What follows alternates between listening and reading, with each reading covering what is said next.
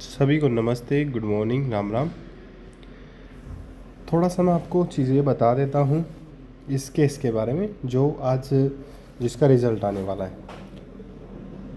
कल मॉर्निंग में मैंने इसके बारे में आपको बता ही दिया था कि जल्दी जो है ऑर्डर आ जाएगा, और ये भी आपको बताया था कि सीटी नोटिफिकेशन में देरी क्यों हो रही है, वो भी यही कारण था।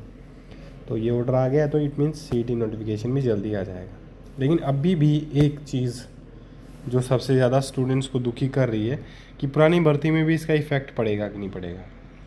देखो, फाइनल मैं आपको बता दूं, एक बार एक दो चीज़ें आपको मैं बता देता हूं। 18 तारीख डेट थी फरवरी में, जो ये ऑर्डर है 18 तारीख का है। उसके बाद इसको दोबारा 19 तारीख को किया गया। 19 तारीख की सुनवाई हुई थी, 19 फरवरी की, जिसका ऑर्डर अब आ रहा है। और इस टाइम के दौरान क्या क्या चीज़ें हुई है मैं आपको थोड़ा बता देता हूँ। पीजीटी की ज्वाइनिंग हो गई है। एचपीएससी की जो ज्वाइनिंग पेंडिंग पड़ी थी इतनी फास्ट हुई है।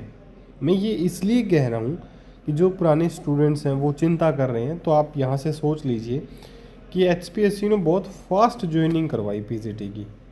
फास्ट से मतलब ज्वाइनिंग करवाने से पहले ही, रिजल्ट आने से पहले ही अगले डिपार्टमेंट पहले ये मांग रहा है कि डॉक्यूमेंट वेरिफिकेशन होनी है, इनकी डॉक्यूमेंट वेरिफिकेशन होनी है इस डेट को। वो नोटिस पहले आ रहा था, रिजल्ट बाद में आ रहे थे। जहाँ से ये चीज़ें बहुत मतलब क्लियरली हो गई थी कि इसका ऑर्डर आने से पहले पहले सबको ज्वाइन करवाना चाह रही है सरकार। इट मीन्स ये कि चांसेस ये हैं कि पूरे चांसेस हैं कि पिछली भर्तियों पर इफेक्ट नहीं पड़ेगा। अब से आगे जो नई भर्तियाँ आएंगी उस पर इफेक्ट तो बिल्कुल पड़ेगा, इसमें कोई दो राय नहीं है। ये तो मैं आपको शुरू से बताता आ रहा हूँ कि प्रोमिला केस जीतेगी, वो हमने बहुत पहले आपको क्लियर कर दिया था। और वो जैसा आपको पता ही है, ठीक है, आपको बताया था कि रिजर्वेशन हर स्टेज पे दी जानी चाहिए।